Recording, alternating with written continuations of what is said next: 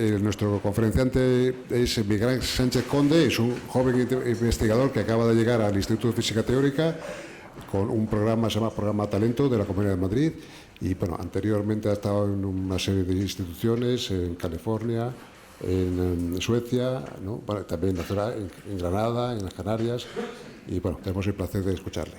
Please. Muchas gracias. Buenas noches a todos. Encantado de estar aquí.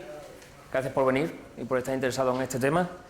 Y bueno, digo también encantado de estar aquí porque en realidad voy a hablar esta noche del tema que me resulta más apasionante personalmente, el tema al que me he dedicado en los últimos 10-12 años. La investigación que desarrollo actualmente en la Autónoma se enfoca básicamente en los temas que voy a tratar en la charla. Así que, bueno, espero que les resulte tan apasionante como me resulta a mí. En particular me he propuesto básicamente 3 objetivos en esta charla, y es darles al menos unas pinceladas de qué son los rayos gamma, cómo podemos usar ese tipo de luz para intentar comprender al menos o asomarnos a ese universo violento, entendido como aquel en el que tienen lugar los fenómenos más energéticos que conocemos.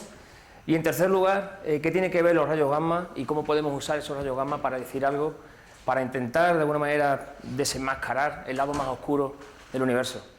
De hecho, uno de los lados más oscuros, porque el universo es bien oscuro, al menos hay un par de ellos, un par de caras oscuras, y con rayos gamma nos asomamos a una de esas.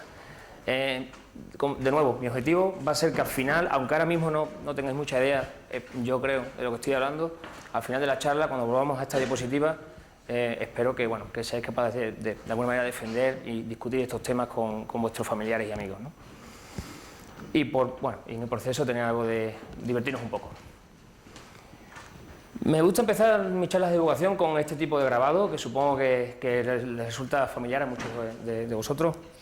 Es un grabado que apareció en un libro a finales del 19, de Flammarion, un astrónomo bien conocido y reputado también, francés. Y aparecía grabado también junto a un texto que rezaba: ¿qué es entonces esta bóveda azul que ciertamente existe y nos impide ver las estrellas durante el día?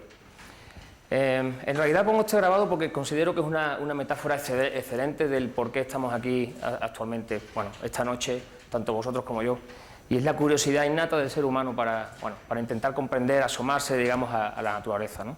En este caso vemos una persona básicamente con ropajes de la Edad Media que llega hasta los confines del mundo conocido, y no contento con eso se asoma todavía incluso más allá de la bóveda celeste, intentando comprender, ¿no?, la maquinaria y todo el engranaje que mueve este universo, ¿no?, y intentando conocer por qué y descifrar, ¿no?, el porqué de las cosas que nos rodean y cuál es el significado último de todo, ¿no?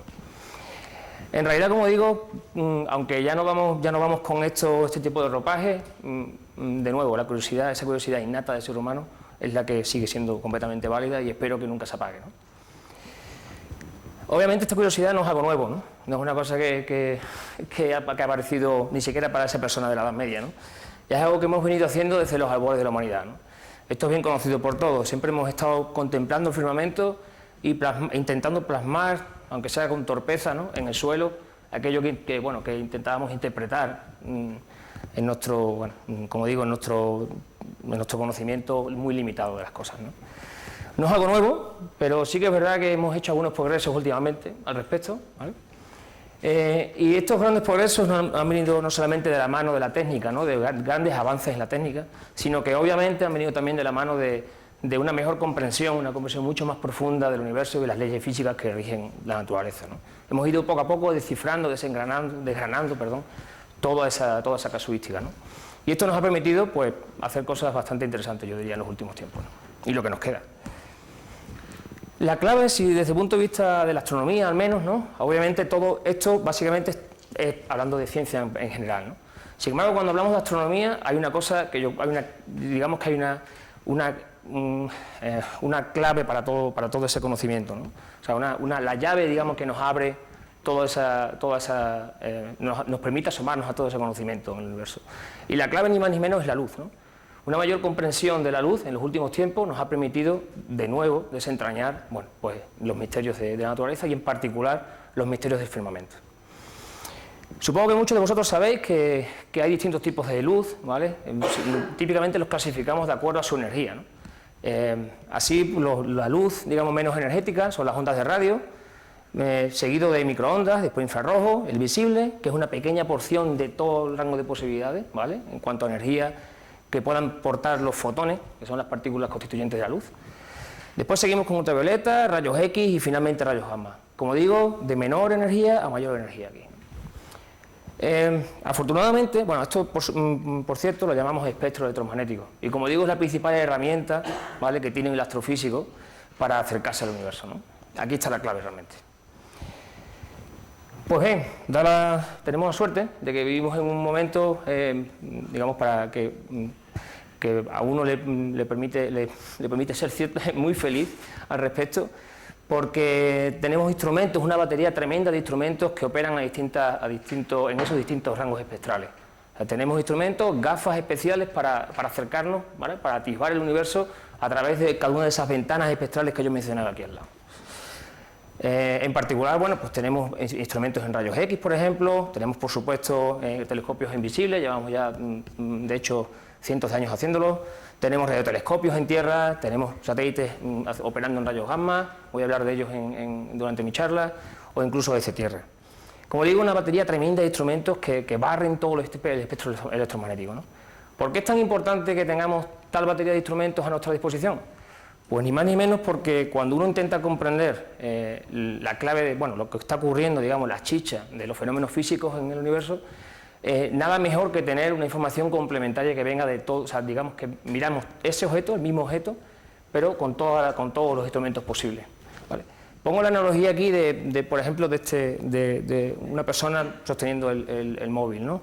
En el rango visible tenemos esto, sin embargo, bueno, si utilizamos otro tipo de gafas, ¿vale?, vamos a ir obteniendo información complementaria, ¿vale?, para saber realmente qué está pasando aquí. No solamente lo que vemos en el visible, sino, por ejemplo, ya veríamos zonas más calientes o más frías si vamos al infrarrojo, ¿vale?, atendiendo básicamente a dónde circula la sangre, o si te vas a rayos X, te das cuenta de que lo que veías invisible es solamente una pequeña parte y que detrás de eso, por ejemplo, están los huesos, ¿no?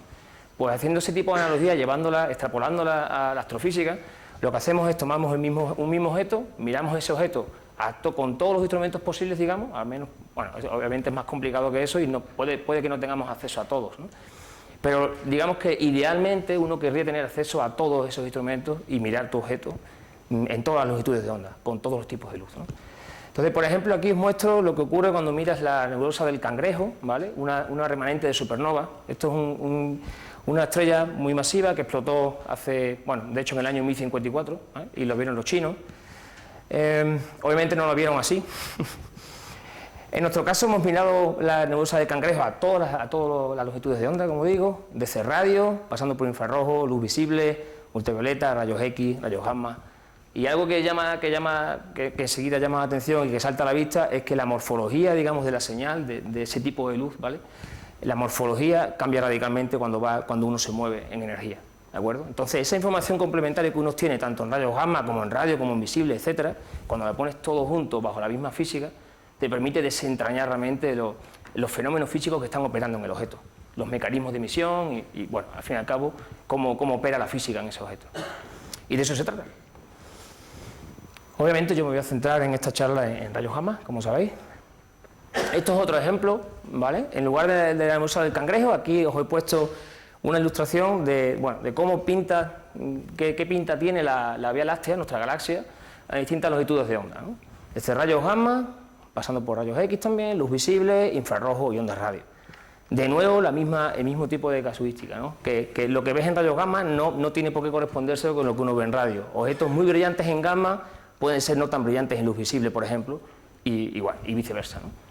Entonces, de nuevo, información complementaria que uno va coleccionando, digamos, no sé cómo decirlo mejor, y al final lo pone bajo el mismo contexto físico e intentas extraer toda la física que puedas, que está encerrada ahí, ¿no? Por cierto, la galaxia obviamente la estamos viendo de canto, ¿no? Esto básicamente se corresponde con los brazos espirales de nuestra galaxia, es como si pones un plato de canto, ¿no? Pues es así como estás mirando nuestra galaxia, obviamente, porque estamos dentro, ¿no? Bueno, pues todo esto obviamente tiene que ver con... no solamente interesa tener gafas para distintos tipos de luz, ¿vale?, sino que además es interesante comprender que esos tipos de luz se pueden clasificar básicamente, a grosso modo, en dos formas distintas, ¿vale? Y atendiendo al mecanismo de emisión de esa luz, el cómo se emite esa luz, cómo se produce esa luz en primera instancia. Por un lado tenemos lo que conocemos como procesos térmicos, ¿vale? En este caso, lo que uno tiene es que digamos, el tipo de luz que uno obtiene de ese objeto se relaciona directamente con su temperatura, ¿vale? Cuanto uno calienta más el objeto, por ejemplo, lo que está ocurriendo de manera interna, digamos, en el material es que los electrones se van acercando alrededor de sus núcleos, se aceleran debido a ese calor, digamos, que le estás añadiendo y empiezan a emitir, ¿vale?, fotones, luz, en una determinada longitud de onda. Ese tipo de luz, esa longitud de onda, ¿vale?, va a depender de nuevo, como he dicho, de la temperatura. Mayor temperatura te va a ir cambiando y vas acercándote, vas teniendo tipos de luz más energéticos, ¿vale? Esto, por ejemplo, es lo que ocurre con... Voy a poner una analogía muy clara y muy cotidiana, ¿no? Lo que tenemos en el típico fuego de las cocinas, ¿no?, por ejemplo, ¿no? Ya no se ve tanto esto, pero, bueno, yo todavía soy suficientemente viejo como para acordarme de esto. Entonces, bueno, justo donde está cerca de la fuente de combustión, digamos, donde tenemos la llama esta azulada, que corresponde a la zona de mayor energía, ¿vale? El tipo de luz ese tipo azul, se corresponde con temperaturas más elevadas. Según te vas alejando de la llama, obtienes una llama de la zona de combustión, la temperatura va disminuyendo y como consecuencia de eso tienes una llama amarilla que se corresponde, digamos, ese color se corresponde con una temperatura más baja, ¿vale? Y así hasta llegar al rojo, que corresponde con la temperatura más fría de todas en ese objeto, ¿vale? Entonces, atendiendo de nuevo a esos colores, ya simplemente con eso tienes, grosso modo, una idea bastante clara de que del tipo de temperaturas, del gradiente de temperaturas que hay en ese objeto. Si nos vamos a astrofísica, pues tenemos algo parecido con las estrellas, por ejemplo, ¿vale? Esto todo referido básicamente a luz visible, pero bueno, todavía me vale la analogía. En este caso tenemos que las estrellas de mayor temperatura, aquellas más masivas, típicamente, bueno, aquellas que consiguen obtener más calor, ¿vale?, debido a su gravedad, esas son más azules y luego se van, bueno, como de nuevo, según vas enfriando esa estrella o según te vas a estrellas menos masivas, vas pasando por colores, vas pasando por una transición de colores desde el azul, blanco, amarillo, y las rojizas son las más frías de todas, ¿vale? Hablamos aquí de temperatura superficial, el sitio en el que se emite esa luz desde la estrella, ¿vale? Entonces el Sol, por ejemplo, tipo G, ¿vale? Tenemos una estrella tipo G, amarilla, ¿no? Pues la superficie va a rondar en torno a los 5.000 y pico grados centígrados. O sea, el color, de nuevo, te da una medida de la temperatura del objeto y además, claro, esa temperatura te ha dado un fotón con una determinada energía, ¿vale? Pues así uno puede jugar con esto, ¿vale? En realidad hay cosas por aquí y cosas por aquí también, ¿vale? El ojo visible, la luz visible, no te va a permitir ver lo que ocurre ahí. Lo que decía antes, el rango visible, lo que ve el ojo, es solamente una pequeña porción de todo el rango de posibilidades, ¿vale? Sin embargo, sabemos que hay cosas por aquí, ¿no? Hay objetos todavía que tienen una cierta temperatura, distinta de cero, ¿vale?, que tienen calor, ¿vale?, y están emitiendo a otras longitudes de onda, otro tipo de luz que para el cual vamos a necesitar unas gafas en concreto, unas gafas en infrarrojo o bueno, incluso menos, ¿no?, microondas o radio. Por aquí, pues justo lo contrario. Este tipo de luz ya llega a ser tan energética que nuestro ojo tampoco la capta y necesitamos telescopios especialmente diseñados para ver ese tipo de luz, gafas especiales para eso, ¿no? En este caso estaríamos hablando de ultravioleta o rayos X, por ejemplo. Sin embargo, la cosa es finita al final. O sea, uno no puede calentar un cuerpo hasta el infinito.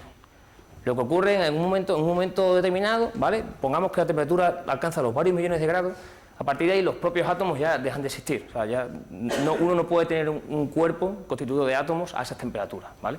Entonces, bueno, ya deja de ser digamos, de operar este proceso térmico, ¿vale?, de obtener ese tipo de luz a partir de la temperatura del objeto. Eso ya no vale. Y lo que vimos históricamente, sin entrar en detalles de cómo ocurrió históricamente, pero es una historia muy bonita para aquellos que estén interesados, lo que vimos es que en realidad empezamos a detectar luz, ¿vale?, que se correspondería con un cuerpo a muchos millones, decenas de miles de millones de grados, ¿no?, mucho más que estos varios millones de grados que estamos hablando aquí. Entonces, el misterio era básicamente cómo era posible detectar ese tipo de luz tan energética que debería haberse originado en cuerpos de esa temperatura tan descomunal, de decenas de millones de grados, de miles de millones de grados, cuando sabíamos por la física que ese objeto no podía existir, ¿no? Entonces, la solución en realidad, aunque ya, como digo, fue bastante... pasaron décadas, ¿no?, hasta que la cosa se aclaró, la solución es que hay realmente unos procesos que llamamos no térmicos, ¿vale? Que son capaces de acelerar esos electrones a velocidades incluso mayores de las que te aceleran los procesos térmicos.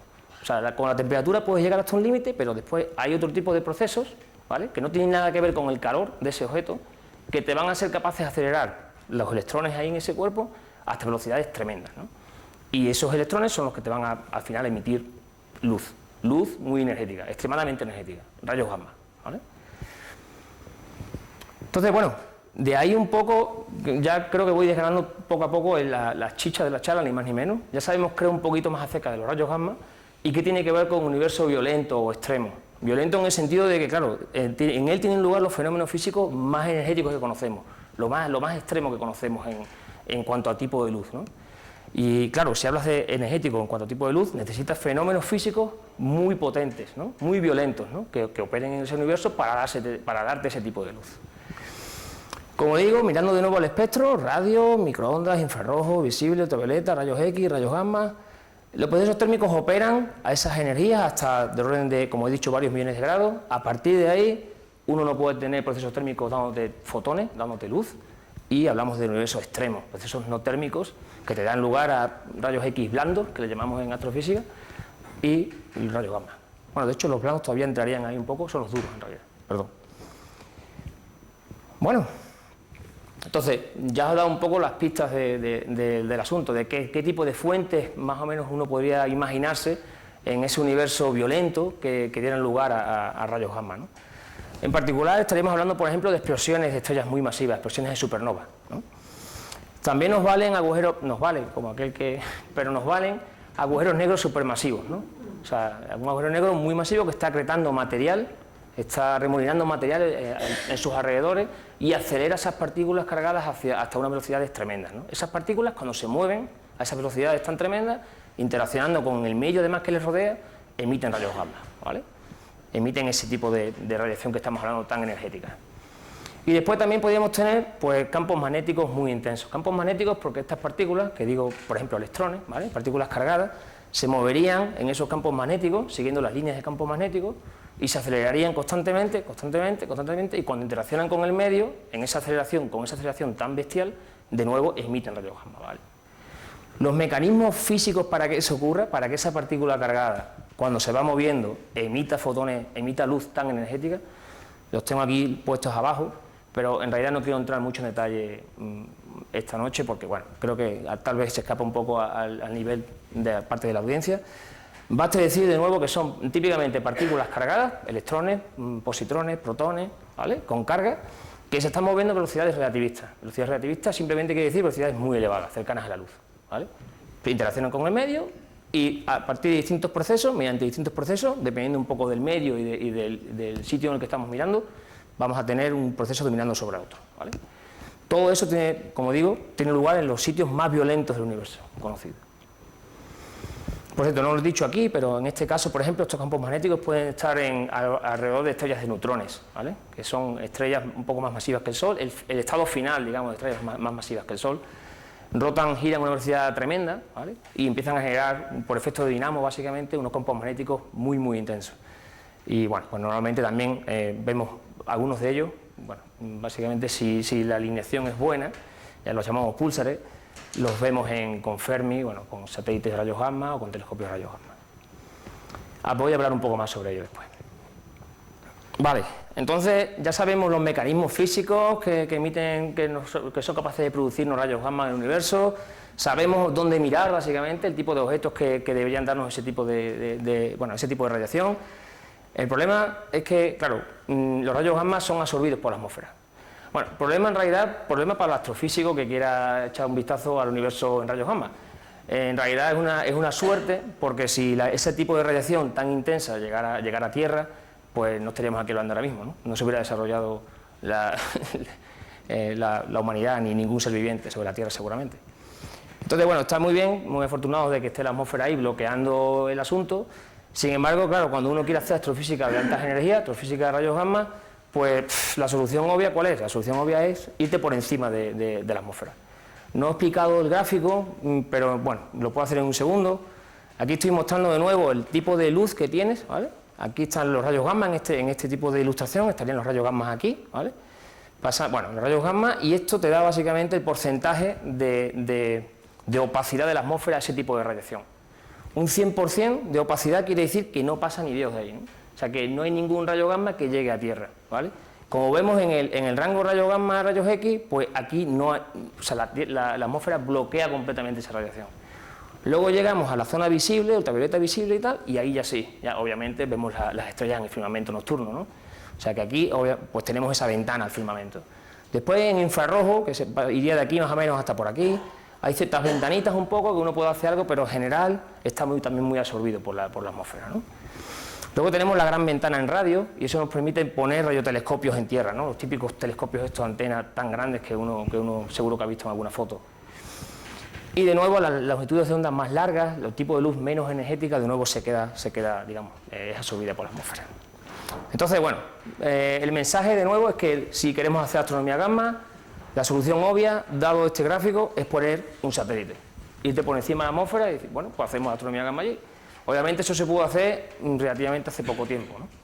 De hecho, el primer satélite que empezó a captar ciertos fotones de rayo gamma, todavía con energías bajas, pero bueno, era suficiente, fue a finales de los 60, ¿no? Bueno, siguiendo con esto, pues efectivamente eso es lo que hemos hecho con el satélite Fermi de NASA, ¿no? El satélite Fermi fue lanzado en 2008 por la Agencia Espacial Norteamericana. Tiene cierta colaboración internacional, pongo aquí las banderitas.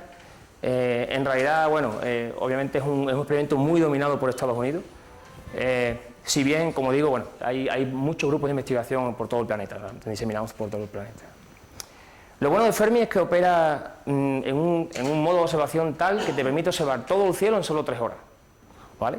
Eso está muy bien. Además, lo que te hace es que te hace un mapeado de todo el cielo con una sensibilidad sin precedentes para ese tipo de instrumentos, ¿vale? Luego hablaré de otro tipo de instrumentos que compiten con él, ¿no? En cuanto a sensibilidad. Pero bueno, para satélites obviamente ha sido una revolución en el campo, ¿no? Gracias a Fermi se nos ha abierto una ventana al universo en rayos gamma que, bueno, que yo creo que pocos soñarían hace pocos años. Lo curioso de Fermi también, al menos para mí, por daros alguna curiosidad, es que es del tamaño de un coche pequeño, básicamente, un coche pequeñito de 2 metros y pico por 2 metros y pico, poco más, un cubo, ¿vale?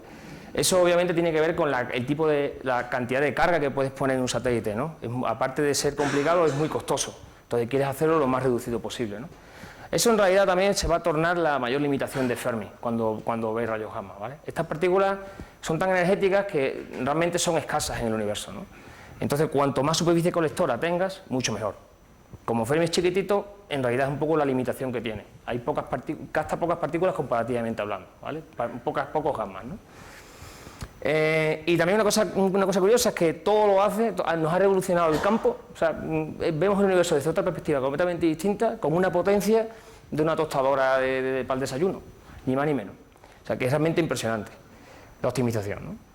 Lo guay también de Fermi es que los datos son públicos, siguiendo la filosofía de NASA, la filosofía tan abierta que siempre han demostrado tener en cuanto a misiones espaciales. Los datos son públicos en típicamente menos de 24 horas.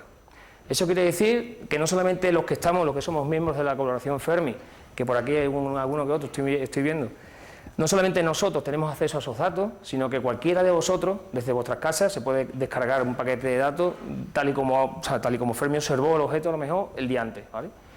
Y no solamente eso, sino que además se proporcionan las herramientas para analizar todos esos datos, o sea, para hacer la misma física que yo puedo hacer desde la autónoma, ni más ni menos. Obviamente tienes que saber qué buscar, pero bueno, esa es otra historia, un pequeño detalle. Vale, pues ¿cómo funciona Fermi? Así grosso modo y un poco por encima solamente, ¿no? El asunto de los rayos gamma, lo más complicado en realidad es que este es un tipo de luz que no se puede enfocar. No es como la luz visible, que uno tiene un espejo, ¿no? Se refleja en el espejo y tú lo llevas a un foco donde tú quieres, pones el ojito o pones la cámara y poco más, ¿no? En este caso estamos hablando de un tipo de luz tan energética que no vería ni siquiera el espejo. O sea, básicamente te traspasa el espejo. Debido a la frecuencia tan grande que tiene, se entrecolaría, digamos, entre los átomos que forman el espejo y no hay manera de enfocarlo. Entonces tenemos un problema porque, de nuevo, no podemos usar la típica tecnología tradicional para enfocar ese tipo de luz a un sitio determinado, a un sitio concreto. Entonces lo que hacemos con Fermi básicamente es utilizar lo que llamamos la producción de pares electrón-positrón, que puede sonar muy fuerte, pero en realidad lo que consiste es en lo siguiente. Tenemos el rayo gamma, que viene desde la fuente, que sea un agujero negro, un pulsar, algo así, ¿no? Tenemos el rayo gamma, que incide sobre láminas de metal, que conforman el detector dentro del satélite, ¿vale? Tiene como torretas con láminas de metal, un cierto material específicamente elegido para que interaccione con el rayo gamma, ¿vale? Y el rayo gamma, cuando llega a ese material, incide contra la lámina de metal y crea un electrón y un positrón. Tiene tanta energía que es capaz de hacer eso, ¿vale? Sin irme a los detalles, ¿no? De nuevo lo vemos aquí, te llega el rayo gamma y finalmente incide sobre una de las láminas y se crea un electrón y un positrón. El positrón es simplemente la antipartícula del electrón. Y ahora, siguiendo la trayectoria de ese electrón y positrón, la interacción de esos electrones y positrones en el detector, digamos, puedes reconstruir la dirección del rayo gamma incidente. No solamente la dirección, sino también la forma en que va a interaccionar y aparte hay un calorímetro al final para medir la energía. Puedes básicamente reconstruir la dirección del fotón incidente, del rayo gamma incidente, como he dicho, y además la energía del rayo gamma, ¿vale? Puedes decir, pues esto tiene 1 gigaelectronvoltio o 100 gigaelectronvoltios, ¿vale? Yendo al detalle en realidad, ¿no? Entonces, bueno, es una técnica que, como digo, es la que actualmente se usa, se ha usado típicamente además en este tipo de instrumentos. Y aquí viene un poco la sorpresa, ¿no? Porque os he dicho que, claro, la atmósfera bloquea completamente la radiación gamma. Y sin embargo, os puedo decir que hacemos astronomía gamma desde Tierra, también desde los años 60. Entonces, bueno, ¿cómo carajo hacemos esto, no? Pues el asunto es el siguiente. Este, por ejemplo, es un telescopio al que tenemos especial cariño algunos de aquí.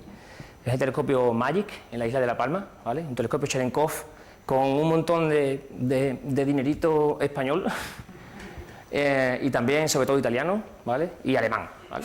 Sobre todo. Entonces, bueno, el telescopio MAGIC ha estado operando en La Palma desde 2004 y actualmente en realidad hay otro clon del mismo telescopio localizado a unos 80 metros de él. Esto es bastante grande, son 17 metros de diámetro. Es el mayor telescopio Cherenkov por sí mismo en tierra, y digo, trabajando, operando bien, ¿vale? Entonces, ¿cómo funciona esto? Pues os voy a dar un poco los detalles. Yo creo que es una técnica bien bonita y que un poco demuestra una vez más la pericia de algunos físicos, ¿no? por hacer realmente ciencia de donde uno aparentemente no puede hacer. Tenemos en este caso el rayo gamma que incide sobre la atmósfera, ¿vale? Esa misma atmósfera que nos va a bloquear los rayos gamma en tierra, ¿vale?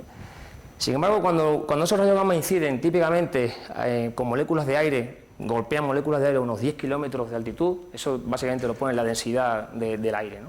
A unos 10 kilómetros de altitud, típicamente, esos rayos gamma, como digo, golpean esas moléculas de aire, se crea un par de electrón-positrón también, que a su vez, bueno, tienen tantísima energía y se mueven a velocidades tan grandes que vuelven a crear partículas. Crean otros gamma de menor energía, esos gamma crean otra vez más electrones y positrones y así sucesivamente. Eso le llamamos una cascada, ¿vale? Una cascada de partículas. Entonces se crea esta cascada aquí de un montón de partículitas que todas provienen de un único rayo gamma, ¿vale? Incidente. Bien. Entonces, ¿qué es lo que ocurre? Cuando esas partículas cargadas, que de nuevo son electrones y positrones, ¿no? Cuando esas partículas cargadas se propagan en ese medio, en realidad lo hacen a una velocidad superior a la de la luz, ¿vale? La física nos dice que nada puede ir más rápido que la luz, que la velocidad de la luz. Sin embargo, eso es cierto en el vacío, ¿vale? En algunos medios, por ejemplo en el aire, puedes tener partículas cargadas que se mueven a velocidades superiores a la de la luz, ¿vale? En ese medio. Cuando eso ocurre, se produce un fenómeno bien conocido en física, que es la radiación Cherenkov. En realidad lo que tiene es que según la partícula se va desplazando en el medio, la partícula te va emitiendo fotones con una luz azulada, ¿vale? Una especie de luz azulada ultravioleta que llamamos luz Cherenkov. Eso ocurre en un cono determinado, ¿vale? Toda la luz se emite en un cono concreto que va con la dirección del movimiento de esa partícula. Y esto es lo que vemos aquí, ¿vale? Es un cono de luz azulada, ¿vale? Que sí llega a tierra, ¿no? Entonces, bueno, el tema es colocar tus telescopios en ese cono de luz, ¿no? Te llega el rayo gamma, te forma esa cascada de partículas, ese chorro de partículas, las partículas se mueven a velocidades ultrarrelativistas, superiores a la de la luz en ese medio, te emiten luz azulada debido al fenómeno Cherenkov, y esa luz azulada es la que tú quieres coger con tu telescopio. Entonces, eso cae en ultravioleta, visible pegando ultravioleta, ¿vale? Entonces, lo que tienes que hacer es montar un telescopio tal que sea sensible, que esté optimizado a ese tipo de luz, ni más ni menos. Pero ahora de nuevo estamos en el rango visible ultravioleta. O sea, ahora si está nublado, pues te fastidia y, o sea, es la misma historia que un telescopio típica en el visible, funcionando en el visible. Por eso puedes usar espejo, como veis aquí, ¿no? Por eso ahora podemos enfocar esa luz Cherenkov, la enfocamos aquí, la llevamos a la cámara que está aquí, ¿vale? Todo el espejo colecta toda la luz, ¿no? y la mete en la cámara, ¿no? Una técnica, yo creo que muy bonita y que, de nuevo, ilustra un poco la pericia, ¿no? Vale, pues así es como aparece, esto digamos que sería el detector, nuestra cámara, ¿no? Así es como veríamos esta cascada. Dependiendo de dónde estemos, vamos a ver la cascada de una manera u otra, pero esa es la pinta típicamente que tiene la cascada. Ahora, si coloco más telescopios, ¿vale? Pues cada uno me va a ver la cascada en una posición ligeramente distinta en la cámara, ¿vale? Combinando la información que me viene de los 3 telescopios, en este caso, por ejemplo, soy capaz de decir, el rayo gamma viene de ahí, justo de ahí, ¿vale? Donde, básicamente, por triangulación, un poquillo más complicado a lo mejor, pero en esencia es triangulación, uno es capaz de reconstruir la dirección del rayo gamma incidente. Y además tenemos, por supuesto, información de la energía, ¿vale? Entonces, de nuevo, estamos haciendo astrofísica de rayos gamma desde el suelo, ni más ni menos. Conseguido. Vale, entonces, concluyendo esta parte al menos, estos son los telescopios que tenemos, los observatorios que tenemos actualmente a nuestra disposición si queremos estudiar el cielo en gamma, ¿no? Tenemos por un lado el satélite Fermi de NASA orbitando la Tierra a unos 500 kilómetros de altitud, ¿vale? Utilizando la técnica tradicional un poco de producción de pares y ya está. Y tenemos en el suelo, en tierra, tenemos 3 grandes colaboraciones, ¿vale? Que llevan 3 arrays, 3 redes de telescopios. Bien. 3 redes de telescopios, ¿vale? Cherenkov, ¿no? Una en particular es la de MAGIC, ya os he hablado de ella. Aquí, por cierto, hice yo mi tesis doctoral, ni más ni menos. Esto está en La Palma, como he dicho, español, italiano, alemán, sobre todo, ¿vale? Esto es GES, que es básicamente alemán y francés, con otras contribuciones. Esto está en Namibia, ¿vale? En Namibia, en África. Esto es Veritas, que es bueno, obviamente los americanos siempre tienen que hacer el suyo, entonces, pues esto es Veritas, en el desierto de Arizona. Y de nuevo, y este no he hablado, porque este utiliza una técnica ligeramente distinta al de estos, ¿vale? Esto básicamente utiliza una técnica Cherenkov que se produce en el aire, la luz Cherenkov esta que os digo, que se produce en la atmósfera. En este caso ellos están usando, Hawk está usando la técnica Cherenkov, pero en unos tanques enormes de agua que tienen ahí, ¿no? Digamos que la técnica es la misma, pero utilizan otro medio, ¿vale? Por cierto, no son redundantes, ¿vale? La información de nuevo es complementaria. Fermi típicamente opera a energías un poquito más bajas, ¿vale? Y estos 3 Cherenkov, telescopios Cherenkov, operan a energías más elevadas que Fermi, y después Hawk complementa incluso a energías más altas. O sea que, bueno, es un poco, hacen buen equipo. Vale, pues ¿qué vemos? Si miramos con Fermi todo el cielo, o sea, cómo pinta, ¿no? El cielo gamma, ¿no? El cielo en rayos gamma, en estas longitudes de onda. Pues esto es lo que uno obtiene básicamente, ¿vale? Entonces, déjame que explique un poquito, supongo que muchos de vosotros no estáis familiarizados con este tipo de proyección, ¿vale? De mapa. He puesto aquí una pequeña comparación, ¿no? De cómo sería el asunto. Esto tiene mucho que ver con una proyección que usamos mucho para los mapas mundi, ni más ni menos, ¿no? Tenemos la esfera terrestre, ¿no? Y lo que hacemos es proyectarla, o sea, abrir la esfera, digamos, y la proyectamos con un determinado cambio de coordenadas, ¿vale? La proyectamos en el papel, en 2D, así, ¿no? Todos sabemos el tipo de mapa mundi que uno tiene. En realidad estamos hablando de una esfera, ¿no? Nada que ver con algo en 2D, obviamente, ¿no? No es plano, ¿vale? En este caso hacemos lo mismo, ¿vale? En este caso lo que pasa es que estamos proyectando todas las estrellas, ¿vale? Estamos construyendo una hiperesfera, una esfera que rodea la Tierra, digamos, imaginaria, ¿no? Obviamente.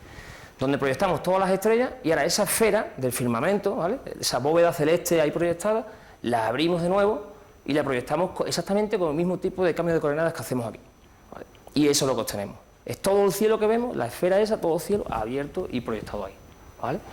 Además, en este caso, he utilizado unas coordenadas muy concretas. En este tipo de proyección he puesto el centro galáctico aquí, el centro de nuestra galaxia, ¿vale? Y los brazos espirales aquí, ¿vale? Lo estamos viendo de canto, de nuevo. Nuestra galaxia podría ser un plato, ¿no? Vale, pero estamos dentro del plato, ¿no? Entonces, estamos mirando así, de canto, el plato se ve como una línea, básicamente. Y eso es lo que vemos aquí, ¿vale? Todos los brazos espirales están en la misma línea aquí proyectados, ¿vale? Y bueno, cuando uno mira a zonas alejadas de ese plano que supone el plato, la galaxia, ¿vale? Pues estamos mirando básicamente a zonas externas a la galaxia, típicamente, ¿no? Entonces, como consecuencia de todo lo que he explicado, la emisión que vemos aquí, que está concentrada, vemos que la emisión gamma, grosso modo, está concentrada a lo largo del plano galáctico, de esos brazos espirales, ¿vale? Y hay algunos puntos por ahí que corresponden típicamente con objetos que están fuera de nuestra galaxia, ¿vale? Esto, por cierto, es esperable. Ahora ya con lo que sabéis del principio de la charla, yo creo que uno podría decir, claro, obviamente la mayor parte de la emisión que se produce de rayos gamma viene de aquellos sitios en los que hay púlsares, explosiones de supernova, material estelar, básicamente, nubes moleculares, etcétera. Por la forma en que se emiten esos rayos gamma, los mecanismos físicos que están detrás de esa emisión de rayos gamma, ¿no? Las estrellas están de nuevo localizadas en los brazos espirales. Fuera, pues hay poco, ¿vale? De hecho, por eso decía que fuera, estos puntitos típicamente se corresponderán, la mayoría de ellos, con cosas que pasan fuera de nuestra galaxia. Serán otras galaxias, agujeros negros distantes en el centro de galaxias lejanas, etc. De hecho, casi que podía haber puesto este mismo mapa, pero de hace 20 años, ¿no? El precursor de Fermi hizo un mapa parecido, un poco fue el legado, ¿no?, de ese precursor, ese satélite de los 90, se llamaba YGRET. Pues en ese último catálogo, digamos, antes de morir, el legado eran 200 y pico fuentes en el cielo. O sea, YGRET detectó unas 270 o algo así, 270 fuentes más o menos.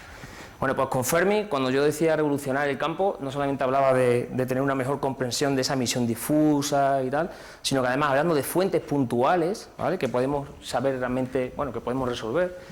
Hablando de fuentes puntuales, vemos todas estas, más de 3.000 en la actualidad, ¿no? Cada uno de esos puntitos, cada uno de esas, en esta leyenda básicamente se muestra el tipo de objeto que uno asocia a esa emisión, ¿vale? Entonces, como decía, muchos de ellos van a ser núcleos de galaxias, agujeros negros supermasivos en galaxias distantes, ¿vale? Otros van a ser púlsares, sobre todo en el plano galáctico. Otros van a ser galaxias cercanas que tienen cierta formación estelar como la nuestra y emiten también rayos gamma. Y de forma interesante también os puedo decir que como 1000, la tercera parte de ese catálogo, no sabemos qué es, ¿no?, básicamente. No quiere decir que veamos que estemos viendo algo súper raro. Quiere decir que a lo mejor la estadística digamos, la luz que hemos conseguido de esos objetos no es suficientemente buena como para decir en realidad qué es. O segundo también, la Fermi, aunque tiene una resolución, digamos, espacial para resolver cosas, ¿no?, resolver cosas en el cielo, que es muy buena en comparación con los experimentos previos, aún así no es suficientemente buena como para decir, vale, pues esta emisión gamma viene de ese agujero negro supermasivo o de ese otro, por ejemplo, ¿vale? Sobre todo en las zonas cercanas a la galaxia, como digo, pues aquí un batiburrillo, un montón de fuentes que cualquiera sabe de qué se trata, ¿no? En óptico, por ejemplo, la resolución es mucho mejor, pero claro, es difícil asociar, digamos, nuestra emisión gamma a ese objeto o a ese otro, porque todo cae básicamente en nuestro elemento de resolución, ¿no? Entonces, muchas de esas 1000 fuentes que no conocemos realmente de qué se trata, también se debe a que no somos capaces de asociarlas de forma definitiva y clara a objetos conocidos, ¿no? En cualquier caso, hay todavía una fracción de ellos que no sabemos de qué se trata. Bueno, pues un poco el bestiario de los rayos gamma, como a mí me gusta llamarlo, sería, grosso modo, algo parecido, algo como esto, ¿no? Tenemos agujeros negros, de nuevo, la fricción del material, ese arremolinamiento de material alrededor del agujero negro hace que haya un montón de partículas cargadas que van por ahí libremente, se van acelerando, además hay campos magnéticos tremendos y eso al final te emite rayos gamma, ¿vale? En ese movimiento, esas partículas emiten rayos gamma.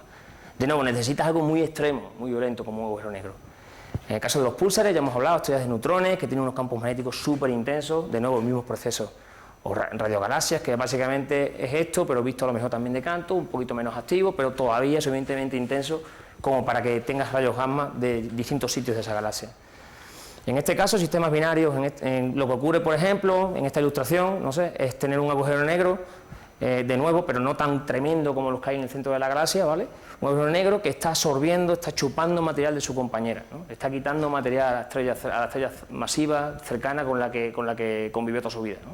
Ni más ni menos, se la está comiendo, ¿no? Mientras se la come, pues emite también rayos gamma. También podemos tener, como decía, galaxias cercanas con alta formación estelar, una formación estelar un poquito más viva que por ejemplo, la que tiene la Vía Láctea, y debido a todo eso, a todo ese material de nubes moleculares formando estrellas y tal, pues con partículas cargadas, aceleradas a esas velocidades, de nuevo tienes rayos gamma. O por supuesto remanentes de supernova, explosiones tremendas de estrellas muy masivas, ¿no? Y por qué no, lo que pongo aquí, desconocido, ¿no? Y esto me lleva a la tercera parte de la charla, y es hablar de lo que no es que yo lo considere, que es uno de los grandes misterios de nuestro tiempo, ¿no? Misterios de la física moderna, ¿no? Y os voy a explicar, sobre todo, obviamente me voy a centrar sobre todo en la conexión de ese misterio con los rayos gamma. O dicho de otro modo, ¿cómo podemos usar los rayos gamma en realidad para arrojar luz acerca de ese misterio. Bueno, pues el misterio va de lo siguiente. Resulta que todos los mundos que conocemos, por ejemplo, ¿no? Os recuerdo, no sé, al despistado, 8 en el sistema solar, pero además más de 4.000 conocidos, catalogados ahora mismo, ¿no? Fuera del sistema solar. Este número va creciendo, obviamente, es un tema de sensibilidad, habrá miles de millones solamente en nuestra galaxia. Bueno, todas las estrellas también. Solamente en nuestra galaxia solo hay 100.000 millones de estrellas, muy bien. Todas las galaxias. Tenemos catalogadas ya como miles de millones, o sea, un trillón americano. Eso, un 1 con 12 ceros seguido de 12 ceros, ¿no? Más o menos, de ese orden, ¿vale?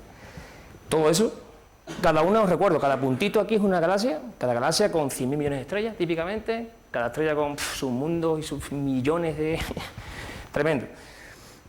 Pues ya todo eso solamente representa una pequeña fracción de lo que suponemos, de lo que creemos, a ciencia cierta, que está ahí, ¿no? O sea, el contenido total del universo debe ser mucho más, si nuestras teorías son correctas, ¿no?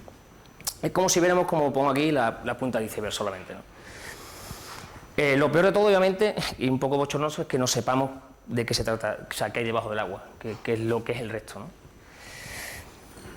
Entonces, bueno, sin entrar en los detalles, de hecho yo creo que hubo una charla la semana pasada del profesor Carlos Muñoz, si no me equivoco, hablando de materia oscura también. Bueno, pues yo creo que él daría un poco más de detalles de esto. Yo, como digo, me voy a enfocar en la conexión de esto con los rayos gamma, ¿vale? Pero vamos a dar por bueno que el pastel cósmico, o sea, del que está constituido el universo, tiene esta pinta, ¿vale? Esto se sabe por otro tipo de observaciones, ¿vale? Además por una casuística tremenda de observaciones. Pero vamos a dar por bueno para esta charla que esto es realmente el tipo de fracción que tenemos para cada componente. Tenemos el 5% solamente, aproximadamente, constituido por átomos, ¿vale? Por la materia que básicamente de la que estamos formados nosotros. Todo lo que vemos, estrellas, galaxias, planetas, todo está hecho de esa materia ordinaria, todo está hecho de átomos y eso solamente es un 5%.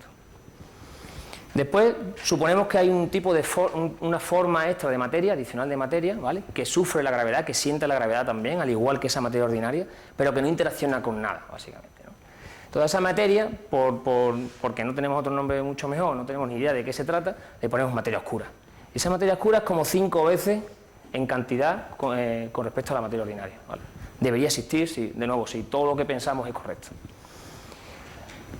Y no contento con eso, pues resulta que hay, en realidad, la mayor parte de todo el universo, cerca del 70%, es lo que conocemos como energía oscura. De nuevo, no es que lo conozcamos ni nada, es simplemente un nombre que le ponemos a algo que no tenemos ni pajolera idea de qué se trata. Menos todavía que la materia oscura. O sea, si la materia oscura resulta exótica, pensar sobre ella, la energía oscura es mucho peor. Entonces, por eso yo me quedé en la materia oscura, por cierto. Vale, pues vamos a dar por bueno, como digo, este tipo de ilustración. Y nos vamos a centrar realmente en una de ellas, una de esas componentes, que es la materia oscura. Porque, de nuevo, hay una conexión entre la materia oscura, entre lo que podemos hacer con los rayos gamma y esa componente en particular oscura del universo. Por eso decía al principio de mi charla que podemos usar rayos gamma para desenmascarar uno de los lados oscuros del universo. Hay dos, por lo menos, ¿eh? Bueno, pues al menos, sin entrar de nuevo en detalles, ¿vale? Porque si no, os llevaría otra charla, pero al menos os puedo decir que las primeras evidencias que tenemos de materia oscura en la ciencia vienen al menos, de nuevo, 2 trabajos en los años 30 del siglo pasado. Uno de ellos, Franz Zwicky, un astrónomo suizo, de una mente brillante. El tío empezó a medir velocidades en un cúmulo de galaxias, en particular en coma. Esta foto no es de coma, ¿vale? Pero la he puesto porque es más bonita que coma. Entonces, bueno, él empezó a medir velocidades individuales de esas galaxias y se dio cuenta de que aquello no podía ser. O sea, tenían velocidades demasiado elevadas como para estar todavía ahí unidas, ¿no? Uno tenía que meter mucha más materia para captura de pegamento, ¿vale?, entre las galaxias y pudiera dar cuenta de esas velocidades tremendas. Dicho de otro modo, con esas velocidades el cúmulo no existiría, se hubiera desgajado, ¿no?, se hubiera desmembrado hacía tiempo, ¿no? Necesitas poner mucha más materia, pensar que eso es mucho más pesado de lo que realmente ves, ¿vale? O sea, él aludía a ese tipo de materia oscura en el cúmulo que hiciera de pegamento. Lo mismo le ocurría, pero en una escala completamente distinta, a este señor de aquí, a un holandés, Jan Oort, también por la misma época más o menos. Este hombre estaba midiendo las velocidades relativas de estrellas cercanas a la vecindad solar y de nuevo se dio cuenta de que las velocidades no le cuadraban con lo que él veía. Si la materia que yo veo es lo que yo veo, o sea, si la materia que yo veo es todo lo que hay, ¿vale? Perdón, Las velocidades de estos objetos no casan, es imposible. De nuevo, deberían estar hace tiempo apartados unos de otros y no existiría el brazo espiral, a lo mejor, ¿no?, en la vecindad solar, tal y como lo conocemos, ¿no? Debería uno tener algo más, ¿no? Bueno, pues la cosa no queda ahí, ¿vale? De nuevo, he dicho que no iba a dar detalles de cómo ha pasado todo eso, ¿no? Pero se han ido acumulando una serie de casuísticas a todas las escalas. Ese es el mensaje principal que quiero hacer aquí en esta parte, ¿no? Que hay un montón digamos, de pruebas observacionales, de evidencias que además apuntan en la misma dirección y nos hacen estar bastante seguros, confiados, de que en realidad necesitamos ese tipo enigmático de materia oscura que siente la gravedad, pero que no hay manera de ver, ¿no? Porque no interacciona, digamos, no emite ni absorbe luz, ¿no? Como digo, lo fundamental también es que ocurre a distintas escalas, completamente distintas, una casuística distinta. Tú trabajas en cúmulos de galaxias, vas a tener una cierta casuística que te lleva siempre a tener que añadir en tus cálculos la materia oscura. ¿Que trabajas a escalas galácticas? Pues distinta casuística también, distintos problemas que uno tiene que a la fuerza meter materia oscura. Además, lo interesante es que la materia oscura de una escala y otra es compatible entre sí. Digamos, uno tiene que meter la misma historia ahí dentro. Lo mismo ocurre a escala cosmológica, cuando uno estudia el universo en su conjunto, ¿no? No hay forma de evadir, de evitar esa materia oscura en tus cálculos, ¿no? Todo apunta a lo mismo. Para centrarnos un poco en el caso de la Vía Láctea, por ejemplo, nuestra galaxia, tendríamos esquemáticamente algo parecido a esto, ¿no? Tenemos en la galaxia, vista de canto, de nuevo, los brazos espirales aquí, el centro galáctico, un montón de cúmulos globulares y otras historias alrededor de nuestra galaxia, pero la materia visible sería solamente una pequeña porción de lo que tenemos que meter ahí, tenemos que añadir para dar cuenta de nuevo, de toda esa casuística previa que yo os comentaba, ¿vale? O sea, la cantidad de materia oscura que tienes que meter, pues en el caso de la Vía Láctea, de nuevo, para centrar un poco la discusión, en el caso de nuestra galaxia sería como, pues la masa total del objeto es como 10 veces la masa que vemos aquí. Eso es la materia visible, la que conocemos, ¿vale? En cuanto al radio, pues lo mismo. El tamaño, esta parte de aquí, la materia visible, está confinada en una décima parte del tamaño que le atribuimos al objeto en su conjunto, a la galaxia real, que, como digo, está compuesta de materia oscura. Bueno, ¿qué es esa materia oscura? Bueno, pues en eso estamos, por eso estoy aquí, por eso he venido a Madrid, muy bien. Entonces, la mayor parte de esa materia que vemos oscura, ¿vale? La mayor parte de esa materia oscura que inferimos que existe en el universo debe ser no bariónica, por lo que he dicho. Hay una casuística tremenda que te hace pensar en algo que realmente no interaccione con el resto, no emite ni absorba luz. No puede estar hecha de átomos, no es bariónica, a eso me refería. El problema es que, claro, el modelo estándar de física de partículas no te produce, no te proporciona un candidato viable para conformar esa materia oscura, ¿vale? Sabemos que está ahí, pero no sabemos de qué está hecha, cuál es la partícula que conforma esa materia oscura. El modelo estándar no te da ninguno, como digo.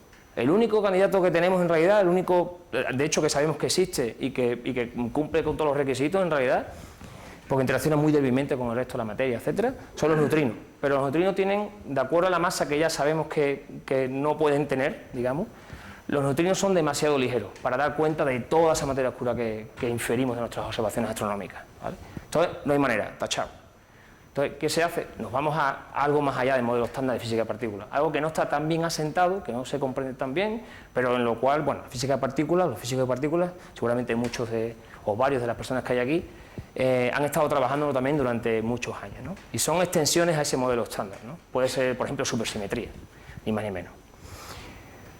Bueno, lo que sí sabemos, sea lo que sea, no tenemos mucha idea del tema, pero lo bueno es que hay un montón si te vas más allá del modelo estándar, al menos hay un montón de candidatos posibles, ¿vale? Entonces, bueno, esos candidatos cumplen una serie de requisitos que sabemos que tiene que cumplir esa partícula, ¿no?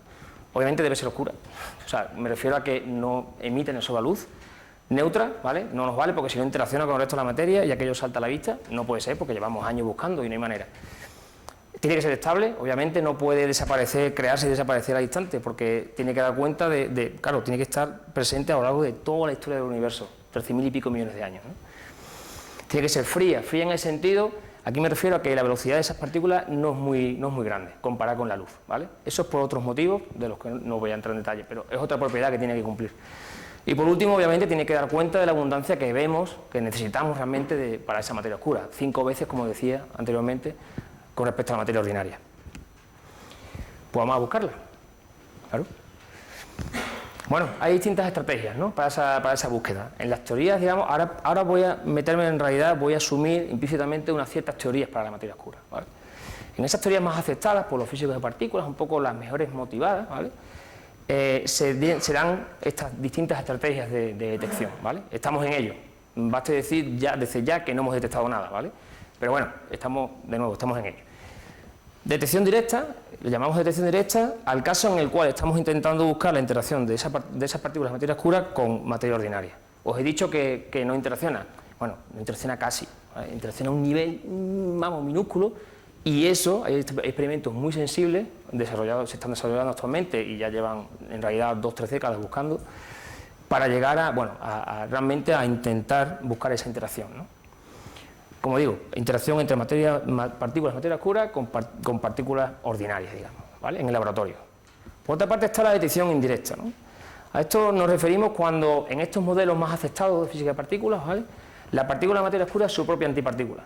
De manera que cuando se encuentran, ¿vale?, en zonas de mucha densidad de materia oscura, por ejemplo, el centro galáctico, ¿vale?, en esas zonas de mucha densidad de materia oscura son frecuentes los encuentros entre partículas de materia oscura, entre una y otra, ¿no? Cuando eso ocurre, se aniquilan, ¿vale? Aniquilar básicamente desaparecen y emiten todo en forma de energía. Energía es luz, fotón. ¿En qué rango cae ese fotón? ¿En qué rango cae ese tipo de luz? Pues dada la masa de esas partículas de materia oscura, que uno presupone, ¿vale?, caen en el rango gamma. Y ahí la conexión con los rayos gamma. O sea, uno puede utilizar rayos gamma, ¿vale?, para intentar buscar las trazas de esa aniquilación de materia oscura, ¿vale? Además se ocurre de una manera muy concreta, muy determinada. De manera que si vemos un objeto que emite una radiación gamma con una determinada manera que yo espero de la materia oscura, ¿vale?, de acuerdo a mis modelos, digo, puede ser. No quiere decir que sea, pero uno quiere creer, ¿no? Hay otro tipo de partículas también, los neutrinos también se emiten, pero los neutrinos, bueno, los detectores, digamos, no son tan sensibles, no son tan competitivos comparativamente hablando como los gamma, ¿no?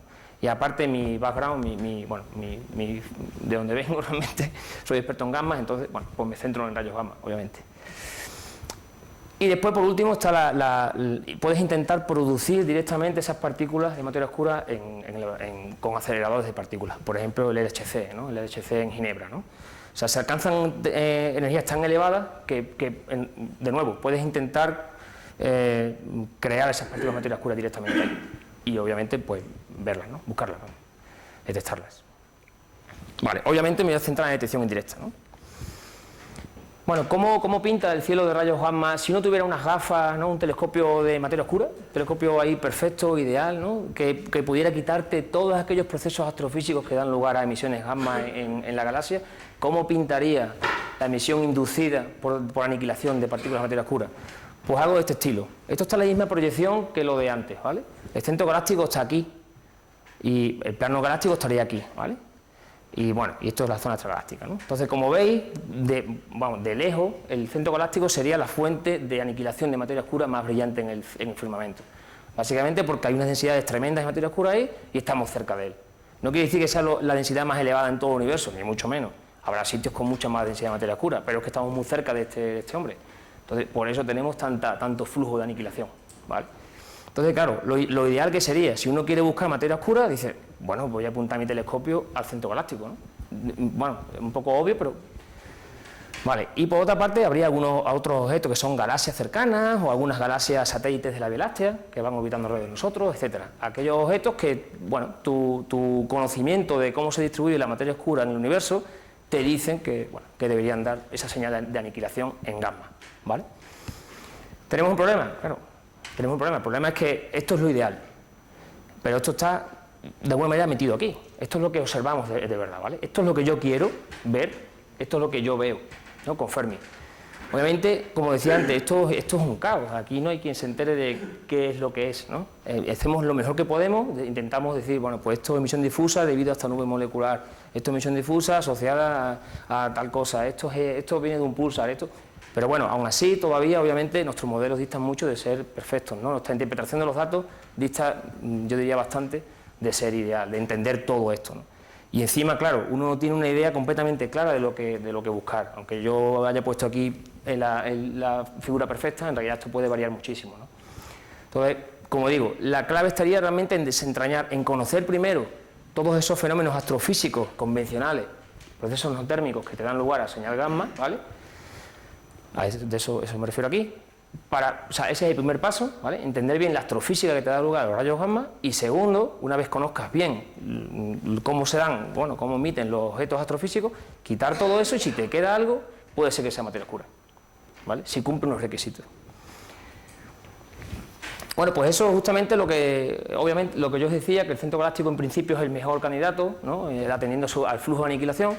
Mucha gente, pese a que esto es una tarea harto complicada, por lo que yo os decía, mucha gente se ha empeñado en el asunto y han mirado bueno, si hay materia oscura en el centro de la galaxia, ¿no? Entonces, el juego aquí es el siguiente. El juego es que uno intenta modelar, intenta atribuir la señal, digamos, gamma a objetos conocidos, objetos astrofísicos conocidos, ¿vale?, que emiten gamma, y te quedas con... Bueno, y si no te queda nada, quiere decir que es todo astrofísica, que es todo objetos normales y corrientes, no hay materia oscura, perdón. Sin embargo, lo que ocurre, y ya sabemos desde hace unos pocos de años, es que tenemos un exceso sobre ese modelo, ¿vale? Como digo, aquí lo que se trata, esto es lo que uno observa, modelo toda la emisión esa con objetos astrofísicos conocidos, y me queda este mapita de aquí, que se corresponde con lo que ocurre en el centro. El mapita no es plano, ¿vale? No queda algo, ¿vale? Lo que queda es esto de aquí. Eso es un residuo, un exceso de señal sobre lo conocido, digamos, ¿no? Además, da la casualidad, porque es así, da la casualidad de que las propiedades de ese exceso, cuando uno lo mira cuantitativamente, ¿vale?, coinciden muy bien con lo que uno esperaría de señal de aniquilación de materia oscura en el centro de la galaxia, ¿no? Entonces, esto es el exceso, el famoso exceso en el centro galáctico, que tiene revuelta a la comunidad desde hace unos pocos de años, y que todavía no hay una respuesta clara y convincente, ¿vale? Si tengo que apostar por algo, de nuevo, bueno, estoy hablando del centro galáctico, sé que mis modelos de emisión en la zona no son perfectos, hay un montón, es muy intrincado, ¿no?, hay un montón de fuentes astrofísicas dando señal gamma, y sería muy difícil pensar que mi modelo es perfecto, ¿no? Entonces, cuando yo sustraigo todo lo que conozco, bueno, casi que no, en mi opinión, no es de extrañar que quede algún residuo, ¿no?, que quede algo, ¿no? Claro, lo que es un poco liante, yo diría, es que eso además se corresponda con algo muy parecido a materia oscura, a lo que esperáis de materia oscura. Bueno, pues esto es lo que pongo aquí, y bueno, en realidad no hay nada concluyente en este caso. Estamos en ello, estamos trabajando en ello, un montón de personas en la comunidad intentando, pues, de una manera u otra, desentrañar el misterio, ¿no? Vale, pero lo bueno de esto es que si hay señal aquí, si esta señal de aniquilación es cierta, si se debe a materia oscura, ¿vale?, si viene de realmente aniquilación de partículas de materia oscura, uno podría intentar buscar esa misma señal en otro sitio, porque uno diría, bien, vale, la materia oscura si existe, tiene unas propiedades que son universales, ¿vale? Entonces, si yo tengo esta señal de aniquilación, ¿cuál es la señal de aniquilación que yo esperaría de esas mismas partículas en otra galaxia cercana, por ejemplo? ¿Vale? Y ese juego lo llevamos también jugando hace unos años, en particular en galaxias enanas, satélites de la Vía Láctea. ¿Por qué estos objetos? Pues así brevemente, pensamos que están muy dominados por materia oscura. Son objetos muy tenues, estos son estrellitas, ¿vale? Eso es la galaxia en realidad, ¿no? Son objetos muy tenues, las estrellitas estas de aquí, cuando uno mide sus velocidades, se da cuenta de que giran a velocidades tremendas, ¿no? Eso quiere decir que hay un halo de materia oscura aquí enorme, digamos que la relación de materia visible con materia no visible, materia oscura, es muy alta para estos objetos, ¿no? Entonces, bueno, que están muy dominados por materia oscura. Además, lo bueno de estos objetos es que son bastante aburridos desde el punto de vista astrofísico. No hay nada ahí, en principio, en la mayor parte de ellos, que te haga pensar que esperas púlsares o campos magnéticos muy intensos o nubes moleculares, formación estelar. No hay nada que en principio uno espere en una misión importante astrofísica, misión gamma astrofísica. Entonces, lo bueno es que si ves algo, si ves una señal gamma, no es como en el centro galáctico, que cualquiera sabe, ¿no? En este caso, pues uno puede tener un poco más certeza de que puede ser algo interesante. Entonces, bueno, eso, como digo, lo hemos estado haciendo durante unos años y desgraciadamente no hemos encontrado señal todavía, ¿no? No quiere decir que no esté, pero bueno, como digo aquí, de todo se aprende, porque obviamente hay modelos que te pueden dar esa señal y bueno, pues esos modelos ya no se confirman, ya los puedes quitar de tu lista, ¿no? Vale, en cuanto al futuro de rayos gamma, yo creo que es bastante brillante, hay varias misiones, sin embargo no hay ninguna a lo mejor tan competitiva en órbita al menos que tengamos en el futuro cercano, que pueda competir con Fermi. En el suelo, lo bueno es que vamos a tener en principio no solamente ya estos dos, bueno, aquí hay también HESS que ha mejorado su sensibilidad, también HAWC que ha entrado en operación, como digo, recientemente, también sobre todo CTA. Muy brevemente, en 2 minutos al menos, CTA, voy a hablar de él porque nos toca además de lleno en España, ¿vale? En caso de CTA tendríamos no un telescopio como he mostrado antes, un par de ellos, telescopio Cherenkov, ¿no?, en tierra, no 2 o 3, no, en este caso tenemos decenas de telescopios, ¿no? Es un proyecto internacional, un esfuerzo tremendo que lleva años ahí sobre la mesa y que, bueno, que involucra un montón de gente. De hecho, involucra algo así como unas 1.400 personas actualmente. Además, los tamaños son, los telescopios tienen distintos tamaños.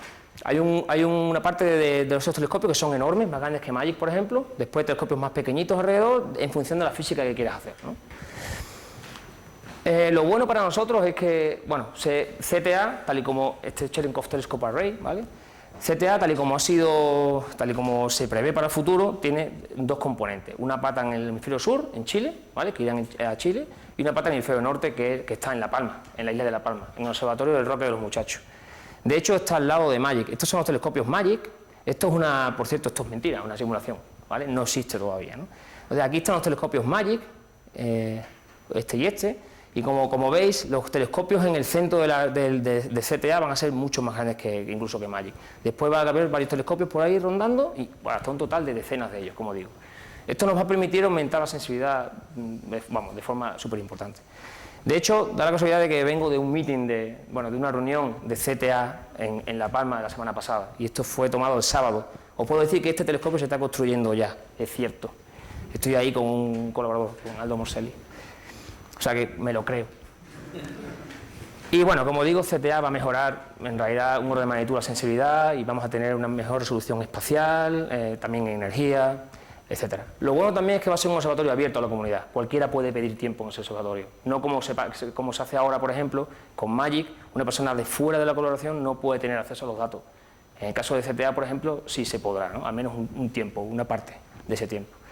Y bueno, ni que decir tiene que esperamos que CTA de nuevo sea más que una revolución nueva en el campo, ¿no?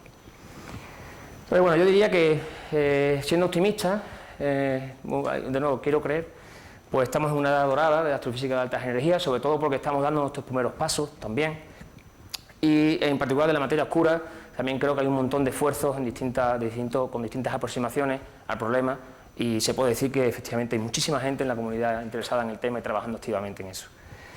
Entonces, bueno, el objetivo no sé si se ha cumplido, si sabemos algo más de gammas, violento y oscuro, y por qué la conexión entre los tres, espero que sí. Y por último, déjame que termine con el grabado de lo que nos ha llevado aquí. Pase lo que pase con esos objetivos, si lo he conseguido o no, al menos que la curiosidad siga intacta hasta el final. Muchas gracias.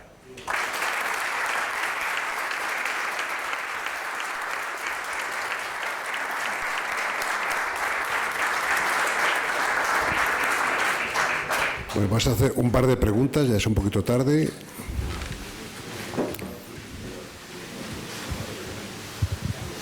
Hola, primeramente gracias por la conferencia, ha sido bastante interesante. Y la pregunta mía es muy sencilla, ese exceso de rayos gamma que usted nos ha comentado que al enfocar al centro de nuestra galaxia, ¿puede ser debido, por ejemplo, también a la existencia del agujero negro que sabemos que existe? Gracias. Sí, en realidad hay parte de esa emisión que asociamos a Sagitario A, como llamamos nosotros, eso tiene que ver directamente con lo que ocurre cerca del agujero negro. Pero los modelos que tenemos para ello todavía, ¿vale?, incluso mirando el agujero negro a otras frecuencias, con otros tipos de telescopios, con otras gafas, digamos, ¿no?, al mismo objeto, con toda esa información que tenemos a distintas longitudes de onda, construimos un modelo para la emisión en rayos gamma. Y de nuevo, eso que he enseñado ahí, ese mapa, ya te sustrae también esa parte, esa emisión que uno podría atribuir y esperar del agujero negro central, ¿vale? O sea que, a tu pregunta, podría ser que estamos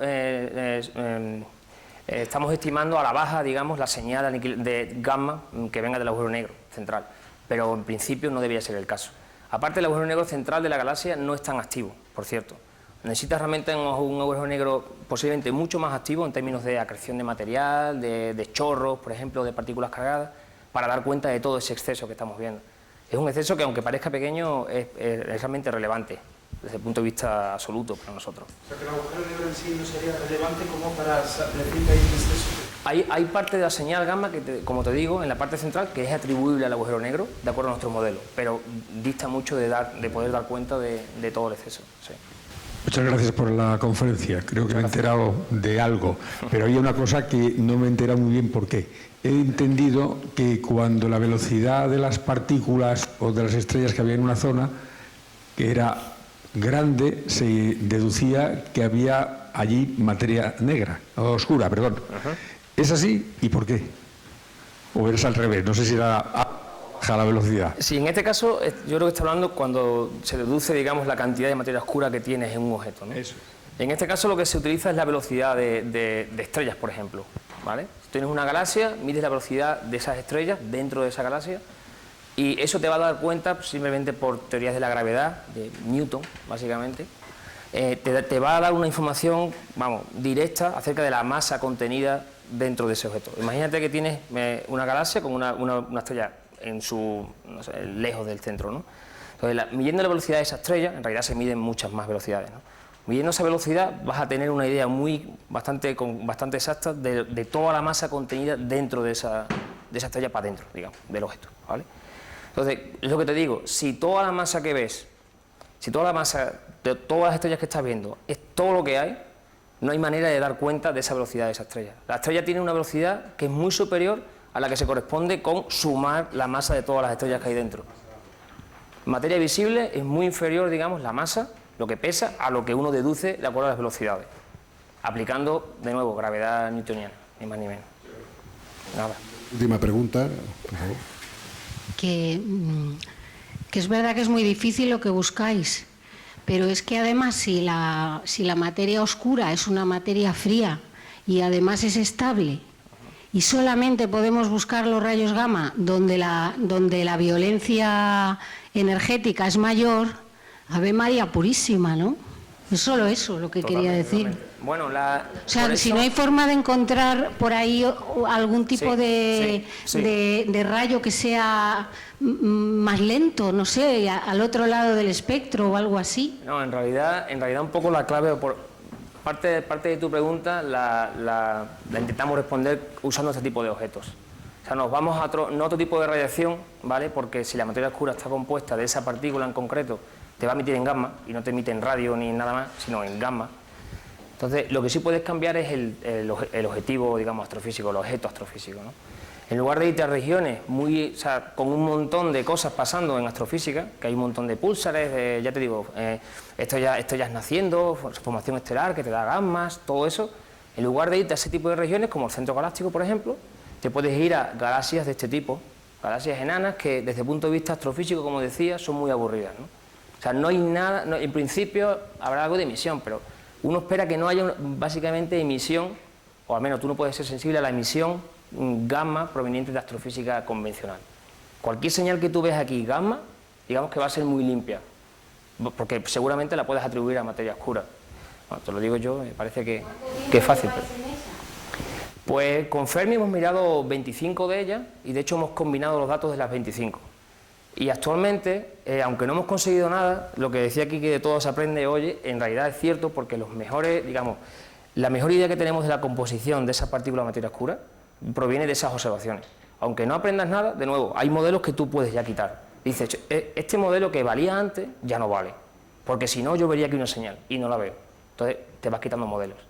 Y a día de hoy, como digo, esas galaxias enanas son la prueba, yo creo, vamos, desde mi punto de vista, desde luego, la herramienta más poderosa que tenemos a nuestro alcance para buscar materia oscura.